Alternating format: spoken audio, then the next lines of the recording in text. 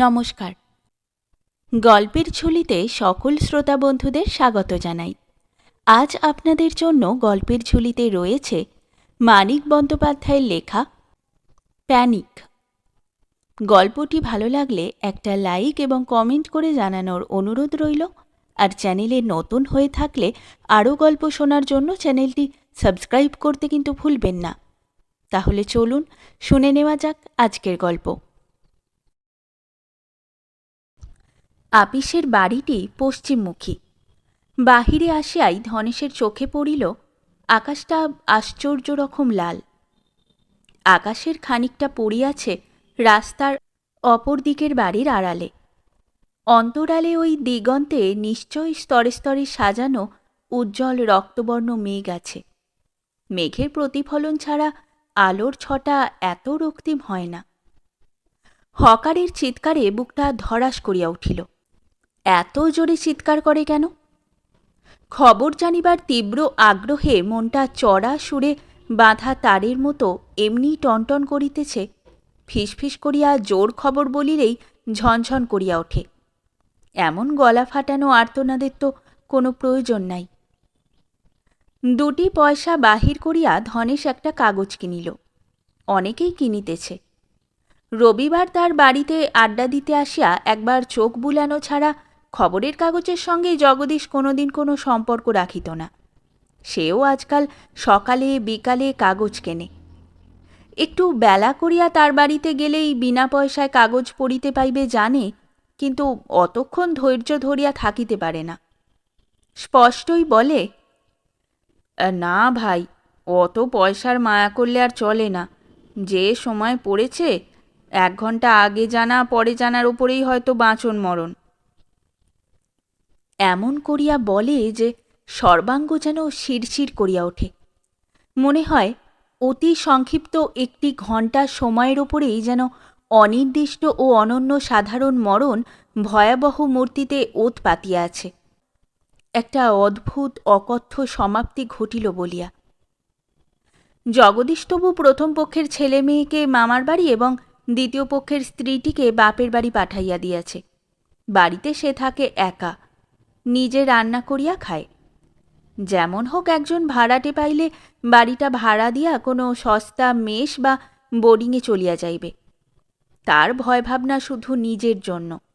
স্ত্রী পুত্র পরিবারকে কোথাও পাঠাইয়া নিশ্চিন্ত হইবার উপায় ধনেশের নাই। একজন খুড়শ্বশুর আছেন, তিনিও আবার এমন জায়গায় থাকেন সেখানে নাকি ভয় আরও বেশি। এমন সঙ্গতিও তার নাই যে মফস্বলে কোথাও একটা বাড়ি ভাড়া করিয়া সকলকে পাঠাইয়া দেয়। কৃপণ ও বিচক্ষণ জগদীশকে দেখিলে সাধে কি হিংসায় তার বুকটা জ্বলিতে থাকে।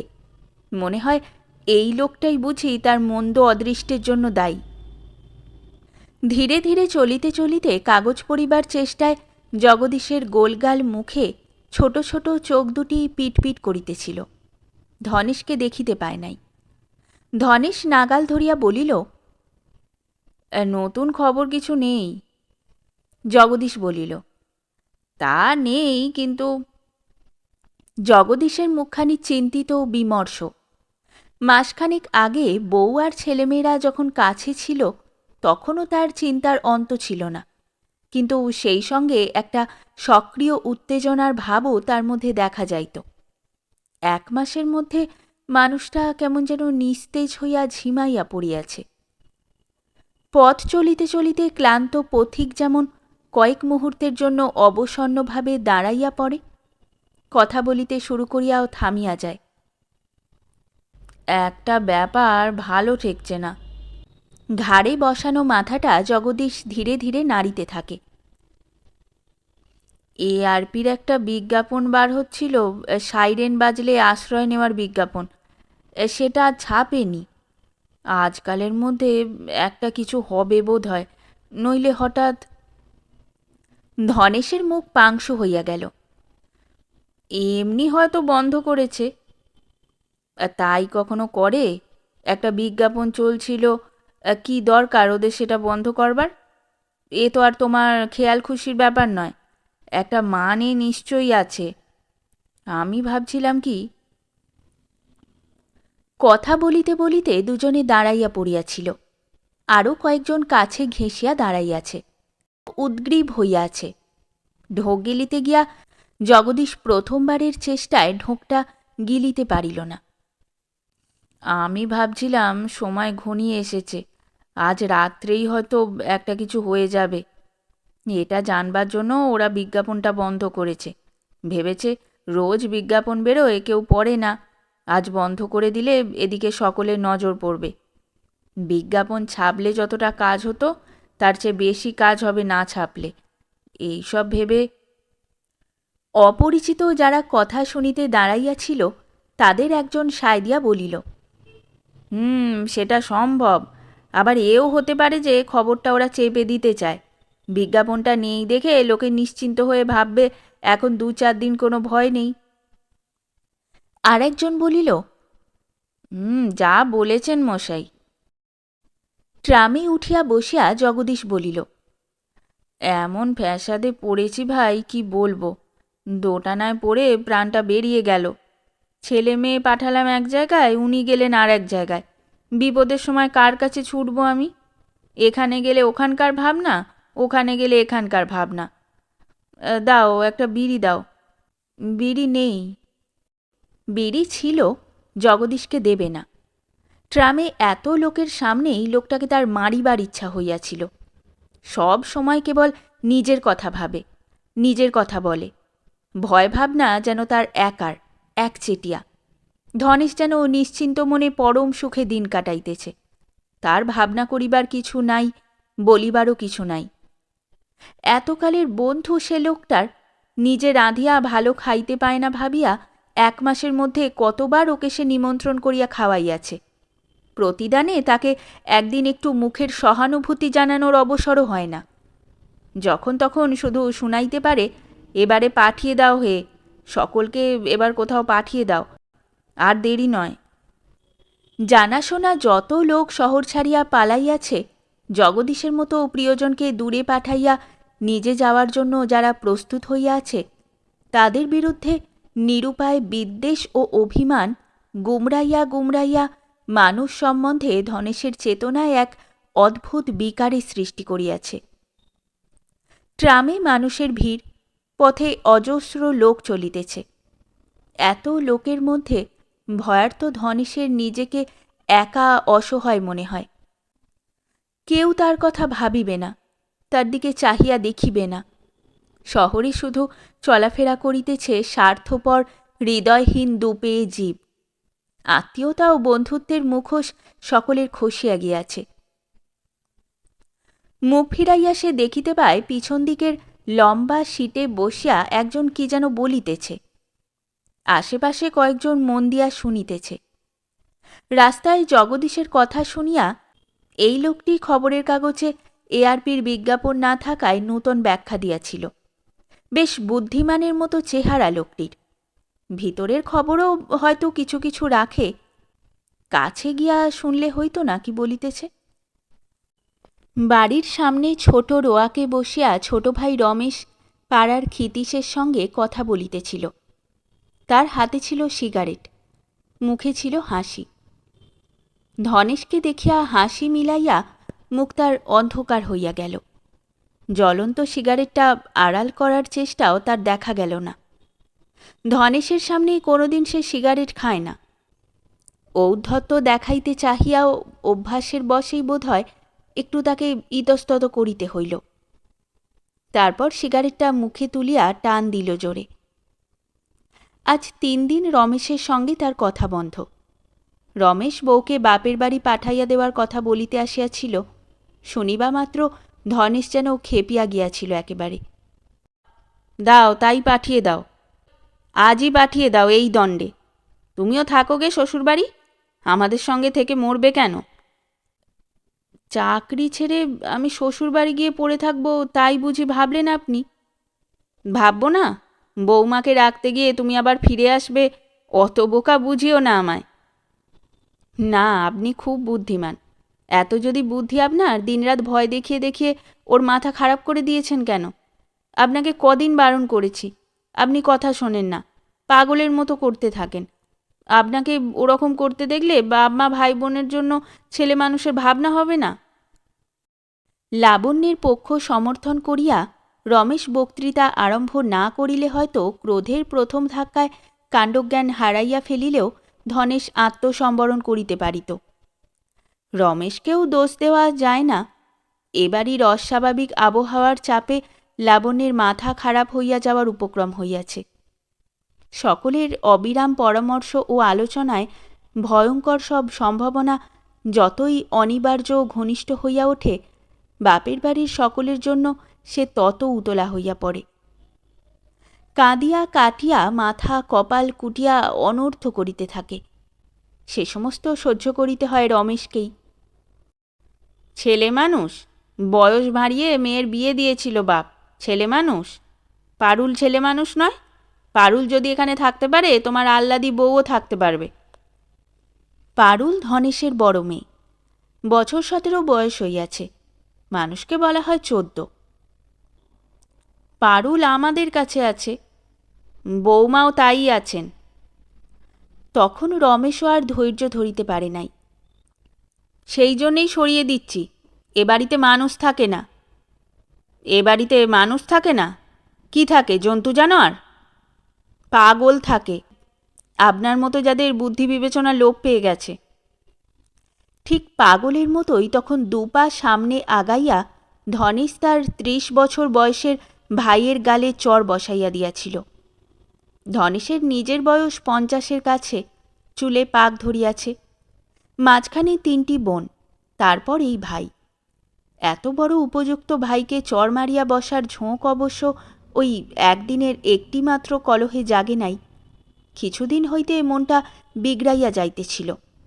মনে হইতেছিল রমেশও বুঝি তার অবস্থা বোঝে না, তার কথা ভাবে না। অন্য সকলের মতোই সে স্বার্থপর। প্রথমে রমেশের নিশ্চিত নির্বিকার ভাব সে বুঝিতে পারিত না। যে খবর শুনিয়া তার হৃদকম্প উপস্থিত হইত, খবরটা মন দিয়া শুনিবার আগ্রহ পর্যন্ত রমেশের দেখা যাইত না। পরামর্শ করিতে ডাকিলে কেমন উসখুস করিতে থাকিত। বিরক্ত হইয়া বলিত, অত ভেবে লাভ কি?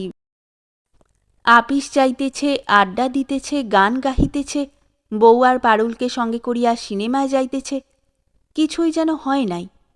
সর্বনাশ যেন ঘনাইয়া আসে নাই ঘরের দুয়ারে। বিস্ময়ের পর জাগিয়াছিল বিরক্ত আর ক্ষোভ। আর সেই মনোভাব মনের মধ্যেই পাক খাইতে খাইতে রূপ গ্রহণ করিয়াছিল সন্দেহের। ছেলে নাই, মেয়ে নাই, শুধু সে নিজে আর তার বউ। তাই কি রমেশ এমন নির্ভয় ও নিশ্চিন্ত হইয়া আছে? তাই বটে, এ যুগের তাই। বুড়ো বয়সে বিবাহ করিয়াছে এক স্কুলে পড়া ধিঙ্গি মেয়েকে। দিবারাত্রি সে মন্ত্র দিতেছে কানে। তার কি দায় পড়িয়াছে দাদার ভাবনা ভাবিতে গিয়া মাথার টনক নড়িতে দিবার? রমেশের প্রত্যেক কথার কাজে সে এই চিন্তার সমর্থন খুঁজিয়া বাহির করিতে লাগিল।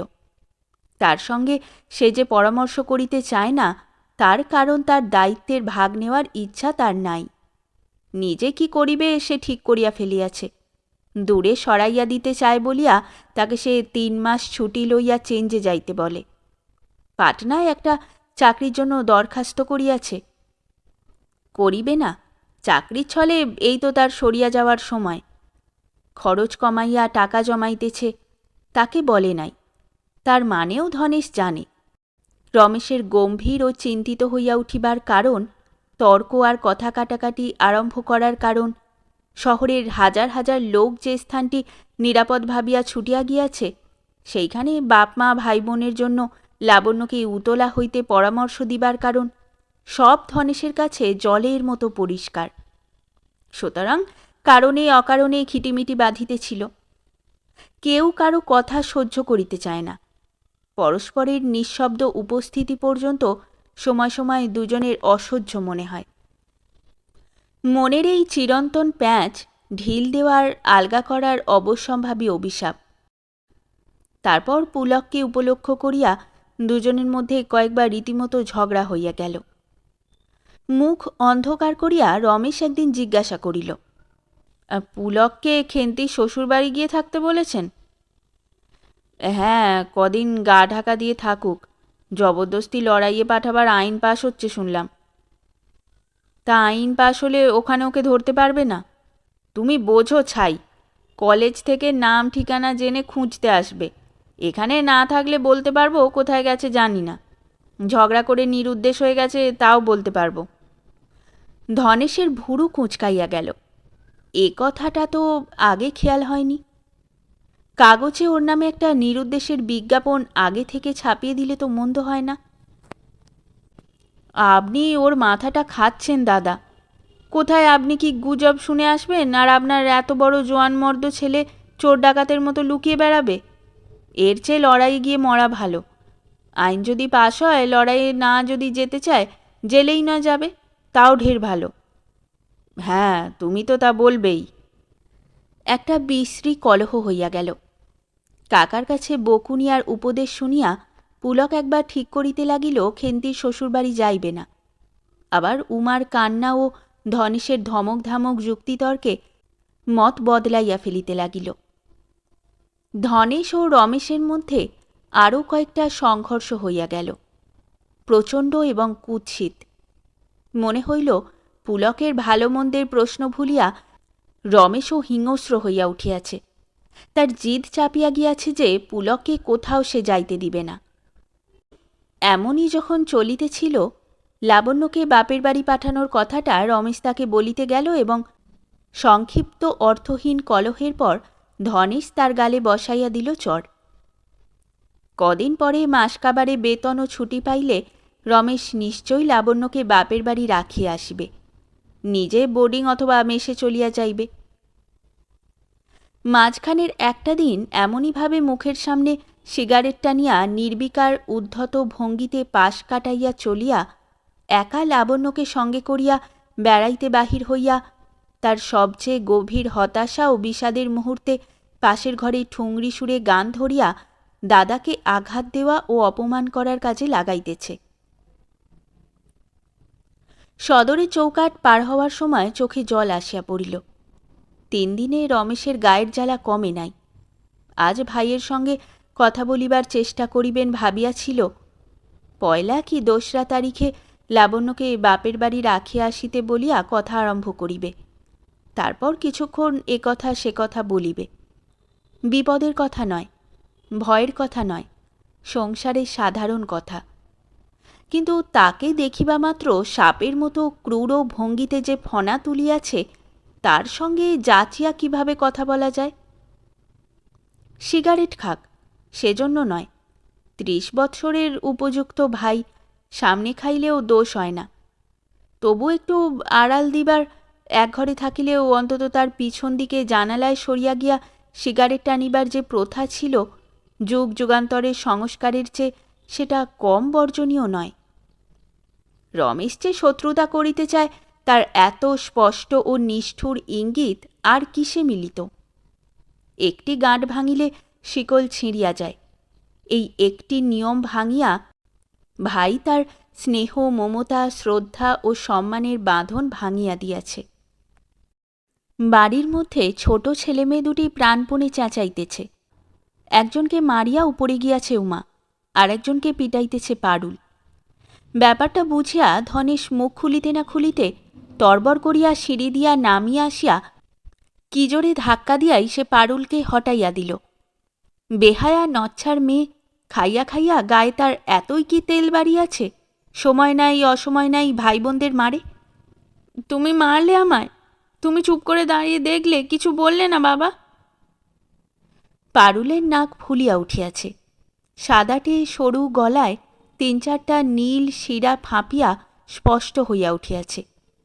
বিস্ফারিত চোখে বিহবল দৃষ্টি। থাকবো না তোমাদের বাড়িতে আমি আর, নার্স হয়ে যাব, এক্ষুনি নার্স হয়ে যাব। আঁচল ধরিয়া হ্যাঁচকা টান দিয়া মেয়েকে থামাইয়া উমা বলিল, কোথায় যাচ্ছিস? আমি এক্ষুনি শিলাদির কাছে গিয়ে নাম লেখাবো, ছেড়ে দাও বলছি আমাকে। গা ধুইতে নিচে নামিয়াছে, গায়ে জামা নাই, ওসব যেন গ্রাহ্যও করে না। এমনইভাবে পারুল চেঁচাইতে থাকে। উমা আঁচল ছাড়িয়া না দিলে সে যেন বিনা কাপড়েই পথে বাহির হইয়া যাইবে, এমনই উন্মাদিনী মনে হয় তাকে। দেখিলে কল্পনাও করা যায় না কয়েক মাস আগে এই পারুল ছিল ধীর, শান্ত ও সংযত মেয়ে। চুপচাপ সংসারের কাজ করিত, মুখে ফুটিয়া থাকিত সলজ্জ নম্র হাসি। তোরা কি আমায় পাগল করে দিবি? ধনেশ যেন আর্তনাদ করিয়া উঠিল। উপরের বারান্দায় রেলিংয়ে ভর দিয়া লাবণ্য নিঃশব্দে চাহিয়া দেখিতেছে। নিচের উঠানে যা ঘটিতেছে সেসব যেন অজানা অচেনা প্রতিবেশীর বাড়ির ব্যাপার। তার কিছু বলারও নাই, করারও নাই। ভাসুর আসিয়া দাঁড়ানোর অনেক আগে হইতেই সে এইভাবে এইখানে দাঁড়াইয়া উদাসীনের মতো সব দেখিতেছিল। মাজা বাসনের তারা উমা পা দিয়া ছুঁড়িয়া দিল। দিক 2 বছরের শিশুকে বেদম মারিয়া উমা উপরে উঠিল, উঠুক। খেলা ফেলিয়া 5 বছরের মিনু উপর হইতে সাবান আনিয়া দিতে না চাওয়ায় পারুল তাকে পিটাইতে আরম্ভ করিয়াছে, করুক। মা যদি পাগলা গরুর মতো মেয়েকে গুঁতায়, 17-18 বছরের মেয়ে যদি সদরের খোলা দরজার সামনে উঠোন কোমর পর্যন্ত উদলা করিয়া দাঁড়ায়, তাতেও তার কিছু আসিয়া যায় না। তার যে বাপ মা ভাই বোন ওদিকে মরিয়া গেল, 7 দিন খবর আসে না। লাবণ্যকে দেখিতে পাইয়া ধনেশ চিৎকার করিয়া বলিল, তুমি কি একবার নিচে নামতে পারো না বৌমা? লাবণ্য 2 ইঞ্চি ঘোমটা টানিয়া দিল। ভাসুরের চোখের সম্মুখ হইতে সরিয়া গিয়া নিজের ঘরে ঢুকিয়া পড়িল। সন্ধ্যাবেলা শাঁকের ফু পরে ঘরে ঘরে ধূনা দেওয়া হয়। বিদ্যুতের বাতি জ্বালিবার আগে মাটির প্রদীপটি ঘরে ঘরে ঘুরিয়া মিনিট খানেকের জন্য আলো দিয়া আসে। কিছুই বাদ যায় না, সব বজায় আছে। রান্নাঘরে রান্না হইতেছে, ছেলেমেয়েরা পড়িতে বসিয়াছে, রমেশের ঘরে রেডিও বাজিতেছে। দুধ খাইয়া প্রতিদিনের মতো কোলে শুইয়া ঘুমানোর জন্য খোকা গা ঘেঁষিয়া দাঁড়াইয়াছে। সব বজায় আছে। সকালে উঠিয়া চা খাওয়া, কাগজ পড়া, স্নানাহার সারিয়া আপিস যাওয়া, ছুটির পর বাড়ি ফেরা, খোকাকে ঘুম পাড়ানো, ছেলেমেয়ের পড়া বলিয়া দেওয়া, ঘুমে চোখ জড়াইয়া আসা, খাওয়া এবং ঘুমানো। তবু সংসার তার বেঠিক বিশৃঙ্খল হইয়া গিয়াছে, যেন ভাঙিয়া পড়িল বলিয়া। বাহির হইতে একটা অদৃশ্য ও স্পর্শাতীত প্রচণ্ড শক্তি চুয়াইয়া চুয়াইয়া তার সংসারের আনাচে কানাচে পর্যন্ত ঢুকিয়া পড়িয়াছে। ভিতর হইতে বিরামহীন সক্রিয় একটা শক্তি কাজ করিয়া চলিয়াছে ধ্বংসের। খোকাকে কোলে শোয়াইয়া অভ্যাস মতো ধীরে ধীরে তাকে থাবড়াইতে থাবড়াইতে অবসাদে ধনেশের চোখ বুজিয়া আসিতে লাগিল। এআরপি বিজ্ঞাপন বন্ধ করিয়াছে। জগদীশা ট্রামের সেই কাঁচা পাকা চুল বুদ্ধিমানের মতো চেহারার লোকটি বলিয়াছে, আজ রাত্রেই হয়তো কিছু ঘটিবে। এ চিন্তা মন হইতে দূর করিবার ক্ষমতা ধনেশের ছিল না। কিন্তু এই আতঙ্ক পর্যন্ত তার যেন আজ কেমন অবসন্ন ও নিস্তেজ হইয়া পড়িয়াছে। বুক কাঁপানো উত্তেজনায় অবশ করা শিহরণের মতো মুহুর্মুহু শিরায় বহিয়া গিয়া মনকে দিশেহারা করিয়া দিতে পারিতেছে না। একসঙ্গে আর একটা আতঙ্ক তার চেতনাকে দখল করিতে চাহিয়াছে। বাহিরের বিপদ ঘটিবার আগেই তার ঘর ভাঙিয়া যাওয়ার, সর্বনাশ হওয়ার আতঙ্ক।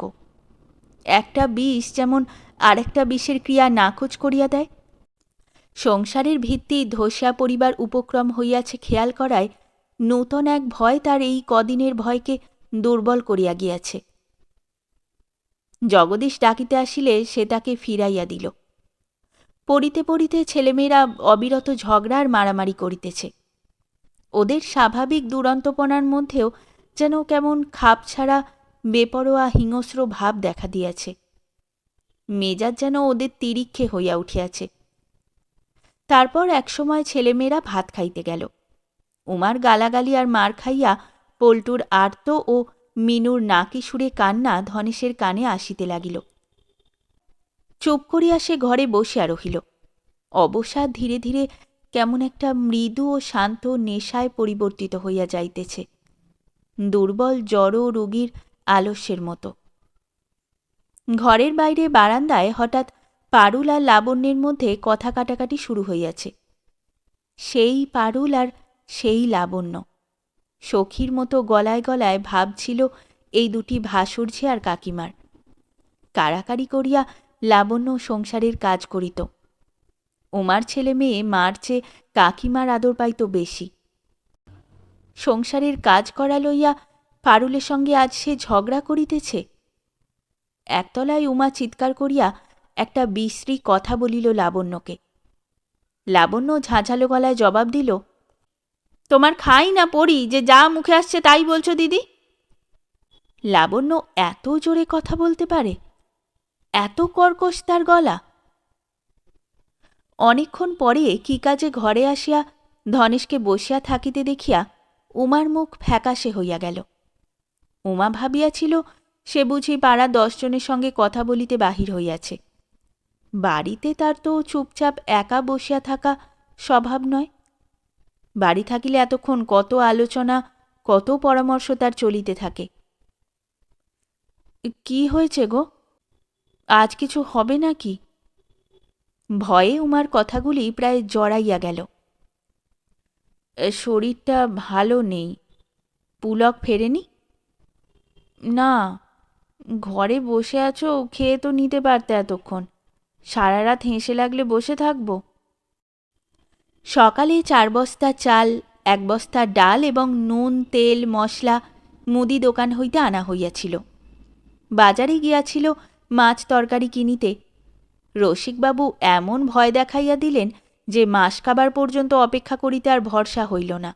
ধার করিয়াই জিনিসগুলি কিনিয়া আনিল। মাস 6 খাদ্য বাড়িতে সঞ্চয় করা আছে, তবু আরও কিছু অবিলম্বে এই দণ্ডে সংগ্রহ করিয়া ফেলাই ভালো। মুদিওয়ালা কি সহজে ধার দিতে চায়? 20 বছরের যে খদ্দের, তাকে পর্যন্ত কয়েকদিনের জন্য বাকি দিতে সে নারাজ। বিকালে টাকা পাঠাইয়া দিবে প্রতিজ্ঞা করিয়া তবে ধনেশ জিনিসগুলি পাইয়াছিল। পুলককে দিয়া টাকা পাঠাইয়া দিয়াছিল, এখনো সে ফেরে নাই। কদিন সে বাড়ি ফেরিতে এমনই রাত করিতেছে। কোথায় যায়, কি করে ছেলেটা কে জানে। সেও যেন কেমন হইয়া গিয়াছে। 3-4 বছর আগে যখন তার 15-16 বছর, অকারণে তার চেহারা খারাপ হইয়া যাইতে আরম্ভ করিয়াছিল, মুখ বিবর্ণ হইয়া গিয়াছিল, স্বভাব হইয়াছিল মেয়েদের মতো লাজুক, চোখ তুলিয়া কারো মুখের দিকে চাহিবার ক্ষমতা ছিল না। ছেলে বয়সের বদভ্যাস ছেলেকে ধরিয়াছে টের পাইত। কত রাত্রি ধনেশের তখন ঘুম আসে নাই। তারপর ছেলের চেহারায় লাবণ্য ফিরিয়া আসিল। স্বভাব স্বাভাবিক হইলে ধনেশের যেন দুঃস্বপ্নের ঘোর কাটিয়া গিয়াছিল। খাইতে খাইতে ধনেশের মনে পড়িল, কিছুদিন হইতে পুলকের চেহারার চালচলনে আবার যেন সেই আগেকার শোচনীয় পরিবর্তন দেখা দিয়াছে। দেখিয়াও এতদিন সে দেখে নাই। চারিদিকে রসস্বাভাবিকতার পীড়নে তার দিশেহারা ভয়ভাবনার ছোঁয়াচে আবার কি ছেলেটা বিগড়াইয়া গেল? মুখে ভাত রুচিল না। অর্ধেক খাইয়া ধনেশ উঠিয়া গেল। তামাক টানিতে টানিতে প্রতীক্ষা করিতে লাগিল পুলকের। আজ একবার ভালো করিয়া ছেলেটাকে চাহিয়া দেখিতে হইবে তার কি হইয়াছে। সকলের খাওয়া শেষ হইয়া গেল। সংসারের কাজ ফুরাইয়া গেল। শুধু আলো জ্বালিয়া ধনেশ আর উমা বসিয়া রহিল ছেলের অপেক্ষায়। শ্রান্তিতে ধনেশের শরীর ভাঙিয়া পড়িতেছিল, কিন্তু শঙ্কায় মন তার সজাগ সচেতন হইয়া রহিল। পুলক ফিরিয়া আসিল রাত্রি প্রায় 1টার সময়। গলিতে রিকশার আওয়াজ শুনিয়াই ধনেশ ও উমা নিচে নামিয়া সদর খুলিয়া দিয়াছিল। পুলক রিকশা হইতে নামিল, ভাড়াও মিটাইয়া দিল। সমস্ত শরীর শক্ত আর সোজা করিয়া বাড়ির মধ্যে ঢুকিবার সময় চৌকাটে পা বাঁধিয়া দরাম করিয়া পড়িয়া গেল। কাঁদিয়া উঠিবার উপক্রম করিয়া ধনেশের ধমকে উমা চুপ করিয়া গেল। পুলক নিজেই তখন উঠিয়া বসিয়া আছে। ছেলেকে কড়া কথা বলিবার ক্ষমতা ধনেশের ছিল না। শান্ত কণ্ঠে অসহায়ের মতো সে শুধু প্রশ্ন করিল, মদ খেলি কেন রে পুলক? পুলক বলিল, কেন খাবো না? কদিন বাঁচবো আর। তুমি বললে ধরে নিয়ে যাবে, শিবুদাও তাই বললে। শিবুদা বেশ লোক বাবা। বললে কি, দুদিন বাদে সব তো ফুরিয়ে যাবে। আয়, একটু ফুর্তি করে নি। শেষ হলো আমাদের আজকের গল্প। গল্প পাঠে এবং বিভিন্ন চরিত্রে আমি তৃষিতা। গল্পটি ভালো লাগলে লাইক এবং শেয়ার করে দেবেন। আর চ্যানেলে নতুন হয়ে থাকলে আরও গল্প শোনার জন্য চ্যানেলটি সাবস্ক্রাইব করতে কিন্তু ভুলবেন না। খুব তাড়াতাড়ি নতুন একটি গল্প নিয়ে ফিরে আসব। সকলে ভালো থাকুন, শুনতে থাকুন গল্পের ঝুলি।